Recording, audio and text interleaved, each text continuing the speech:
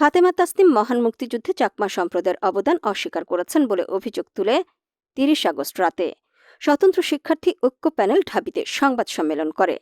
তারা এ ধরনের বক্তব্যের জন্য শিবির প্যানেলের কাছ থেকে সুস্পষ্ট ব্যাখ্যা দাবি করেন। স্বতন্ত্র শিক্ষার্থী ঐক্য প্যানেলের ভিপি প্রার্থী উমামা ফাতেমা সংবাদ সম্মেলনে বলেন, আমরা প্যানেলের পক্ষ থেকে ঢাকা বিশ্ববিদ্যালয়ের প্রশাসন এবং নির্বাচন কমিশনের কাছে স্বাধীন বাংলাদেশের মুক্তিযুদ্ধ বিরোধী বক্তব্যের জবাব চাই।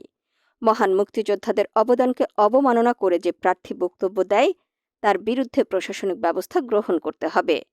পাশাপাশি ছাত্র শিবির সমর্থিত ঐক্যবদ্ধ শিক্ষার্থী জোট প্যানেলটির কাছে জবাব চায়। তারা এই বক্তব্য সমর্থন করেন কিনা জানাতে হবে।